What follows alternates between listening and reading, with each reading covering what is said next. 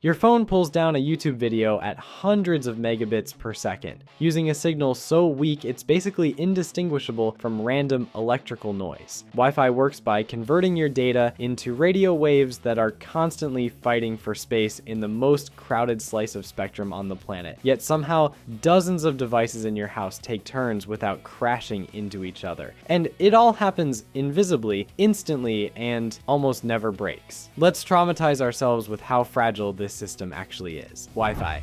Wi-Fi doesn't just connect you to the internet, it's a highly organized conversation using radio waves at 2.4 gigahertz or 5 gigahertz, where your device and router turn streams of digital bits into subtle variations in a microwave signal. Modern Wi-Fi uses orthogonal frequency division multiplexing, which splits the available channel into many narrower subchannels, each carrying part of the data in parallel. The router manages a shared channel, so dozens of devices take turns without constantly crashing into each other. Your laptop listens before it talks, waits for a gap, then fires off its data and hopes nobody else jumped in at the exact same microsecond. Here's where it gets weird. The signal hitting your phone's antenna can be so weak it's comparable to the phone's own thermal noise, the random electrical hiss generated by warm electronics. Yet error-correcting codes let it reconstruct a full conversation at hundreds of megabits per second. The first Wi-Fi standard in 1997 maxed out at 2 megabits per second. Wi-Fi 6 theoretically hits 9.6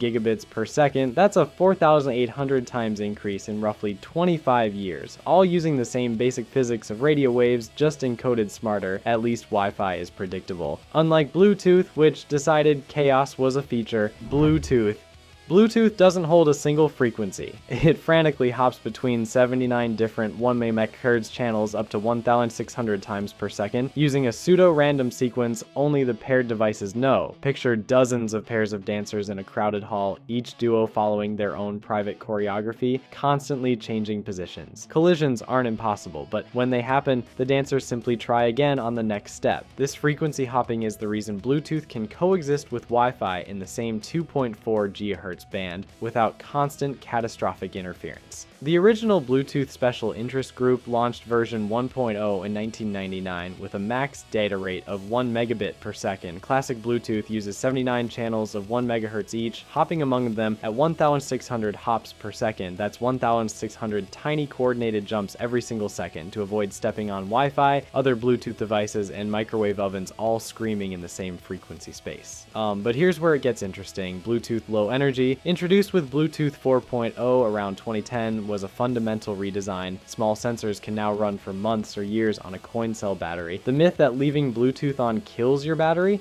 that was true in 2005. Modern BLE draws so little power when idle that your display and cellular radio dwarf it completely. The reputation for being flaky often comes from cheap manufacturer implementations of optional features, not fundamental protocol weakness. Modern Bluetooth 5.0 Plus is significantly more robust. But if you've ever tried pairing headphones to a rental car, you know that implementation quality varies wildly. At least Bluetooth only tortures you across a few meters. Wait until you hear about NFC, which requires you to basically make physical contact with the thing you're trying to connect to. NFC, near field communication. Your credit card is dead. Like, no battery, no transmitter, just a piece of plastic with a coil of wire embedded inside. But then you tap it to a payment terminal, and suddenly it wakes up, sends your payment token, and completes the transaction in under half a second. That entire exchange happened because NFC doesn't use radio waves the way Wi-Fi or Bluetooth do. Here's the thing, NFC operates at 1356 megahertz using near-field magnetic coupling. It's basically a very loose, low-power ghost of a transformer. The reader drives a coil with an oscillating current. That creates a fluctuating magnetic field. When you bring your card's coil close, the changing field induces a voltage across the coil, which powers a tiny chip and lets it communicate by subtly changing how it loads the field. The reader detects those changes as variations in its own current and decodes them into bits. The card is powered and transmitting data at the same time, all from the same magnetic field, all with zero onboard battery, and and here's where the physics gets interesting. Energy in the near field falls off roughly with the cube of distance, not the square like far field radio waves. That's why NFC stops working beyond a few centimeters. Practical range is 2 to 4 centimeters. The someone will scan your card from across the room fear is physically impossible. The coupling strength collapses so fast that even a few extra millimeters makes a huge difference. The NFC Forum was founded in 2004, and contactless payments took another decade to go mainstream. Now it's everywhere, and the short range isn't a flaw, it's a deliberate security feature. But if you think tapping a card is elegant, wait until you hear about the chaotic radio circus that is 5G and cellular data, 5G key and cellular data. The entire internet thinks 5G towers work like massive broadcast antennas blasting signal in every direction. But here's the thing, they don't. Modern 5G base stations use massive MIMO, multiple input, multiple output, which means the tower is quietly pointing a personalized beam of radio energy at you, specifically right now as you move. Picture a lighthouse that can split its single beam into dozens of narrow flashlight beams, each tracking a different ship. That's 5G beamforming, and I can prove it. Instead of 2 to 4 antenna elements in older towers, 5G base stations pack arrays with 64, 128, or more elements, each independently controlled. By adjusting the phase and timing at each element, the tower sculpts radio waves so they add up in your direction and cancel out everywhere else. You get a focused stream of data, your neighbor gets theirs, and the system handles both without blasting energy through every wall in between. It's spatial multiplexing at scale, and it's why 5G can serve far more users per cell than 4G ever could. Now, 5G doesn't live on just one frequency. Low band operates below 1 GHz, traveling far but offering modest speed improvements. Mid-band, around 3.5 GHz, delivers 100 to 500 megabits per second in real-world conditions. Then there's millimeter wave at 24 to 40 GHz, capable of multi-gigabit speeds but limited to line-of-sight ranges because walls, trees, and even your hand can block it. Before you panic about radiation, here's where it gets simple. 5G uses non-ionizing radiation at power levels within the same regulatory framework as every prior generation. The photons don't carry enough energy to break chemical bonds. The beamforming actually means less wasted energy spraying into the environment. This isn't X-rays, it's radio waves, just organized better. But if you think a precisely aimed invisible beam tracking you everywhere is intense, wait until you hear about the system that tells your phone exactly where on Earth it is by listening to satellites 20,000 kilometers overhead. GPS, Global Positioning System. Here's the thing, everyone gets wrong about GPS. It doesn't track you at all. Your phone isn't sending its location up to satellites. The satellites have no idea you exist. They're just broadcasting the time over and over like the world's most expensive clock radio. Your phone listens passively, measures how long those signals took to arrive from at least 4 satellites, does some math, and figures out where it is, locally, in your hand. The tracking happens when apps send that computed position somewhere else. But GPS itself, one-way broadcast, you track yourself, and the signals arriving at your phone are absurdly weak. By the time a GPS transmission from 20,200 kilometers up reaches Earth's surface, it has fallen below the receiver's own thermal noise floor. The signal is quieter than the random static your phone's electronics generate just by existing. The only reason your device can extract timing from what looks like pure noise is spread spectrum coding, which hides the message in a predictable pattern only the receiver knows how to decode. It's like whispering a sentence in a stadium full of people shouting, but the listener has a perfect mental transcript of exactly which syllables you're going to say. Until May 2000, the US government intentionally made civilian GPS worse. Selective availability degraded accuracy to around 100 meters by injecting random errors into the broadcast clock data. Flip a switch in May 2000, turn that off, and overnight typical errors dropped to 10 to 20 meters. Nobody asked permission. They just decided we could have the good version now. GPS satellites orbit at 20,200 kilometers, and without relativistic corrections, position errors would accumulate at kilometers per day. Because the satellites are moving fast and sitting in a weaker gravitational field, their onboard atomic clocks tick at a different rate than clocks on the ground. Designers pre-offset the satellite frequencies, so they stay synchronized as measured from Earth. Your phone's map app quietly depends on Einstein's relativity corrections to tell which side of a street you're on. But if you think invisible satellites correcting for space-time curvature is wild, wait until you hear about the technology that lets a cash register read a sticker on a can of beans from across the room without any battery in the sticker. Radio frequency identification. RFID is everywhere. Billions of tags in warehouses, stores, access badges, toll roads, but most people have never actually seen one work, and the physics behind it, especially at ultra-high frequencies, is genuinely weird. Here's the thing. RFID splits into 3 frequency families with wildly different behaviors. Low frequency systems operate around 125 kilohertz and work across only a few centimeters, like the chip in your pet's ID tag. High frequency systems run at 13.56 megahertz and reach maybe 10 centimeters, powering contactless cards through inductive coupling. But ultra high frequency RFID, operating around 860 to 960 megahertz, can read tags from 3 to 6 meters away, and those tags have no battery, zero. They harvest microwatts of power from thin air and still manage to send data back across a room. The way UHF tags work is bizarre. They don't have a traditional transmitter. Instead, they backscatter. The reader blasts out a radio wave, and the tag's tiny integrated circuit controls a switch on its antenna that wiggles the reflection. It's like holding up a mirror and opening and closing a shutter in front of it in a coded pattern. The flickers encode data. The tag is encoding information by changing how it reflects someone else's signal. No power source, no transmitter, just a mirror that wiggles. And because the reader is doing the heavy lifting, sending out watts of power and listening for microwatt level reflections, a passive tag can be detected reliably at several meters, even though it's harvesting barely enough energy to run a calculator. It's also why passive UHF tags cost only a few cents each at volume. No battery, no complex radio circuitry, just a chip and an antenna printed onto a label. That economic threshold made item level tagging across entire retail supply chains viable.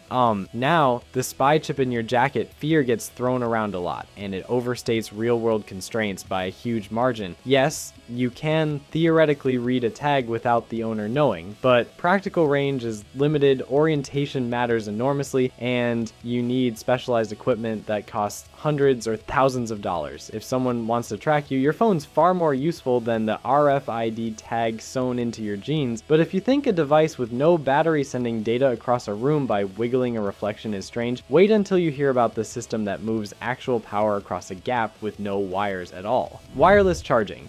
Inductive charging.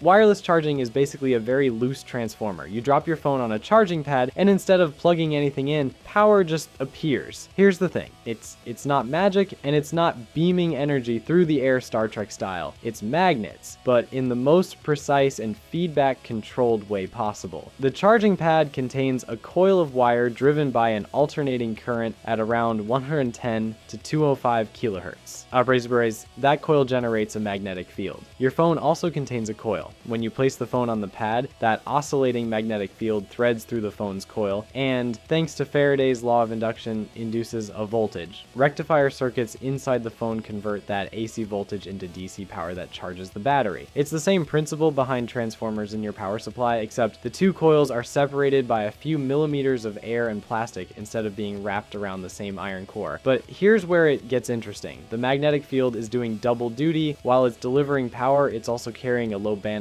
data channel. The phone and pad are having an ongoing conversation through that same field. When you first drop your phone on the pad, the phone reports what it is, what power levels it can handle, and what temperature it's running at. The pad responds with what it can provide. Only after they agree does the pad ramp up to full power. If the phone starts heating up or the coils drift out of alignment, the phone can request a power reduction in real time. This negotiation happens continuously, invisible to you. Efficiency typically lands around 60 to 80% versus roughly 90 to 95% for wired charging. That gap means more heat, but per charge session, the difference is a few watt hours. One common misconception: wireless charging inherently damages batteries more than wired charging. It doesn't. Temperature is the real culprit for battery degradation, and well-designed wireless chargers actively monitor temperature and throttle power to protect the battery. At least wireless charging doesn't require you to fumble with a cable in the dark. But if you think negotiating power through a magnetic handshake is impressive, wait until you hear about the technology that moves terabits of data per second across entire oceans using nothing but pulses of invisible light. Fiber optics. Here's the thing, nobody realizes about the internet. Almost none of it is actually wireless. Every video you stream, every message you send, every TikTok you watch on 5G travels through hair-thin strands of glass buried under streets and lying on the ocean floor. And I can prove it. A single-mode fiber optic cable has a core about 8 to 10 micrometers wide. That's thinner than a human hair. Light pulses, infrared wavelengths you can't even see, enter one end and bounce down the length of the fiber using total internal reflection, trapped inside the glass like a photon prison. The light never leaks out, it just ricochets off the walls at shallow angles, traveling across entire continents without escaping. Modern fiber loses only about 0.2 decibels of signal strength per kilometer at 1550 nanometers, which means you can run 80 to 100 kilometers between amplifiers in long-haul systems. The first practical low-loss fiber was demonstrated in 1970, and we've been quietly building a global nervous system out of it ever since. But here's where it gets genuinely hard to believe. Wavelength division multiplexing.